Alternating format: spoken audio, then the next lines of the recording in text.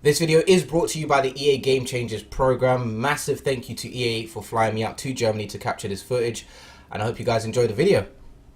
Yo, what's good everybody? It's your boy Wolfie here, man. Welcome back to the channel. Welcome back to some FIFA 19 goodness. Welcome back to another FIFA 19 experiment. Now then, we are going to try and see how well Ajax would do in 2018 if they never sold all of their fantastic players. Of course, most of these players are players that we've once seen in an Ajax shirt, wanted them to move to big European clubs. They have done. Most have been successful, most haven't. It's just how the cookie crumbles. Anyway, up the top, we've got two strikers with Zlatan Ibrahimovic, 85 rated, and Luis Suarez next to him.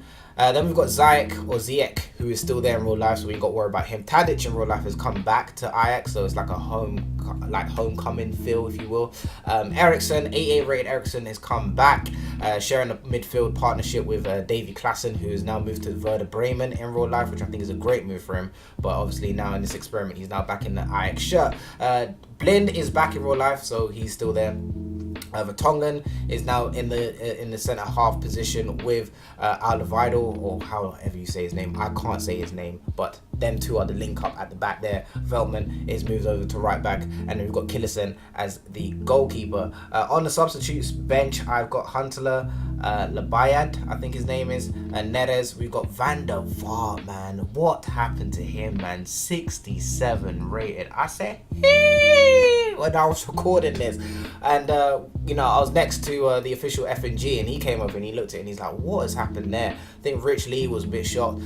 Anyone who was around at the time was just a bit shocked that he was such a low rating, but it is what it is. Bojan is there as well, 75 rated Cam. We've got Vermeulen, I can't say his name, and then we've got Krul as well on the substitutes bench. So that is a team. I don't know if I've missed anyone out. I don't think I have, but those are the familiar names that I remembered. Now, the main focus of this experiment is to see how well they do in the Champions League.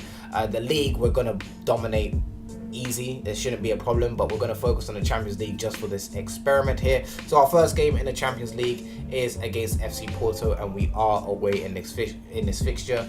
Same lineup, nothing has changed, and the team's actually pretty strong. Not pretty strong, very strong. So I was hoping for a win, and we didn't get a win. We got a 1-1 draw, and Neres had to come on and save the day. Into our second game here against the Rangers, the Scottish former champions here. We're at home. We're at home. We should do well, and we do. Klaassen scores 2, Eriksen scores, and Suarez on the score sheet as well. Moving on to our third Champions League game of the season, and we are against the big boys, PSG, man. PSG, but we're at home. We had a comfy win at home recently, so I'm hoping for the same kind of result, and it was good actually because it's PSG, and we're fighting up against PSG, and we're holding the 2-2 draw. I can't complain. We can't complain. You know what I'm saying? Back in the Champions League now, we're away at the Parc des Princes, and we get smacked 3-1. Neymar, Verratti, and I can't remember who else is on the score sheet there. We're now back at home against FC Porto in our 5th Champions League game, I believe.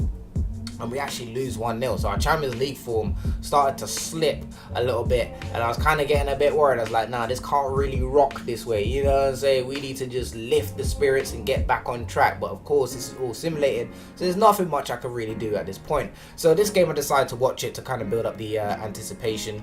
And earlier on, as you can see, Eriksen scores in the 5th minute, Candeneas scores in the 7th minute, and now the clock is winding down and nothing's happened. Neres comes on for Ibrahimovic, a weird change by our assistant manager.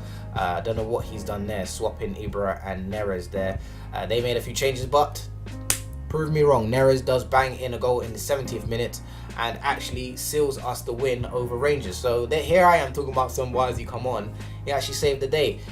In our group, we ended up finishing just behind Porto, man. Such a devastating way to go out. So unfortunately now the target and the goal is now to win the Europa League, because of course now we finished in 3rd, we are in the Europa League. That swift transition to the Europa League, man. Our first game in the I don't know what this was. I can't remember what stage this is, but you get a 1-1 draw anyway, which is decent. And we're back here in our second game against Zagreb. Zagreb are actually a new side in FIFA this year, which is great. Eriksen, Tadic and Suarez smack Zagreb back out of the Europa League, and we're moving on to the round of 16. Man, we're against a big team now. It's Shakhtar, no pushovers, they're not easy, but away we do get 1-0 win, and Ericsson gets the goal, so we can be happy with that.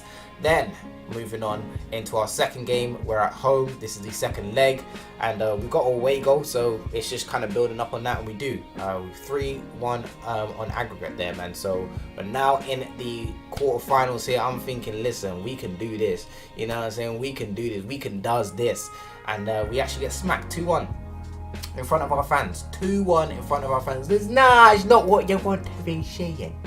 It's not. Sorry, I do apologize, I have got a cough. And in our second leg we get a 1-1 draw, which just isn't good enough, and unfortunately we are now out of the Europa League. So the furthest we got in our one season was to the quarterfinals of the Europa League, which is still good for Ajax, I guess, even though they did get to the final last season or the season before, I can't recall. But in our league we did dominate as I expected. 76 points, we just took off clear. Groningen got second, Vitesse in third. We just took off, man, as AZ, sorry, in fourth. PSV in fifth, man. Not where they should be finishing, I can't lie with you. So yeah, unfortunately it didn't go as planned in the Champions League. It was a bit better in the Europa League, but we just couldn't get past Villarreal, man. Villarreal aren't an easy side, man. People think, you know, when they see Villarreal easy, nah, don't sleep on your dudes.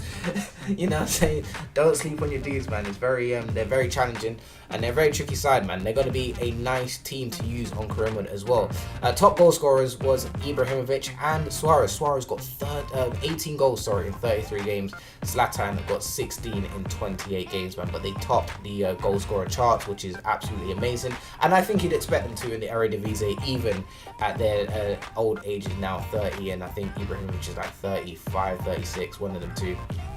So even in their old age, they're still bossing and dominating the league.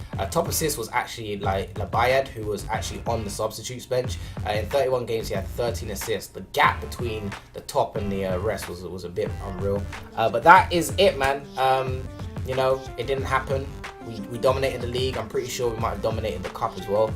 But the Champions League was the main focus, and we couldn't do that. Europa League, we only got to the quarterfinals, which is good, but I feel like we could have gone a bit further. If you're going to do this experiment, let me know. I'm out of here, man. It would be nice to see this old Ajax side back together, but it's not going to happen, is it? But I'm out of here, man. Take care. Peace.